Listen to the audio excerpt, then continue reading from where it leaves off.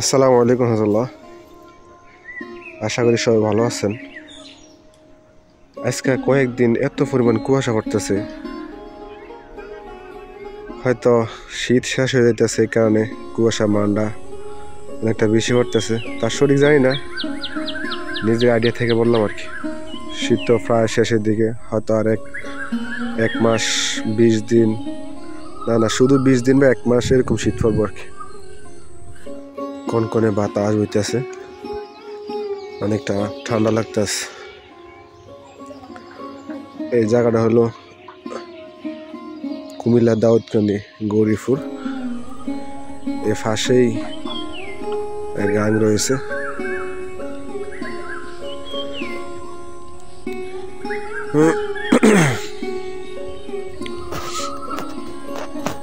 কলা গাছগুলো কিভাবে বাতাসে দুলতে আছে দেখেন। আসলে শীতকালের পরিবেশটা কিন্তু, বিশেষ করে গ্রামের পরিবেশটা অনেকটা সুন্দর হয়ে ওঠে। আর শীতকালে বিভিন্ন শাক সবজি দেখা পাওয়া যায়, তাতে আরো বেশি সুন্দর লাগে যে তারা কাজ করতেছে। একটা সময় এখানে পানি ভরপুর ছিল, এই পানি অন কোথায় গেল?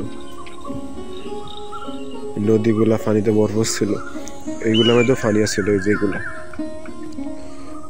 এত এত পানি আল্লাহ কোথায় নিয়ে গেল?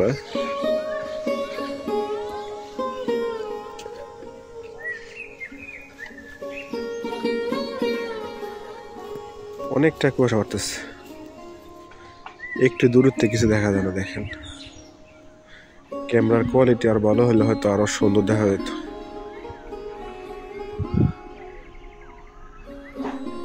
কিভাবে বাতাস বইতেছে।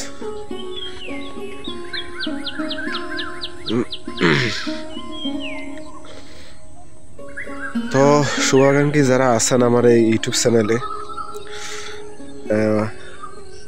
আপনারা অনেকেই জানেন যে আমি গ্রামে থাকি না। আমি বর্তমানে কুমিল্লা দাউদকান্দি, বর্তমানে না সবসময় অনেক বছরেই কুমিল্লা গৌরীপুর, দাউদকান্দি গৌরীপুর থাকি।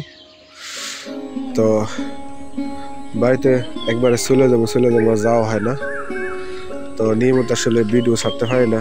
তো এই কারণে ইউটিউব চ্যানেল ডাউন হয়ে রয়েছে। আর আমার ভবিষ্যৎ পরিকল্পনা আছে আর কি, যে আমি একবারে গ্রামে চলে যাবো, আরেকটি ইউটিউব চ্যানেল ক্রিয়েট করবো, ওইটাতে নিয়মিত ভিডিও আপলোড দেবো আর কি।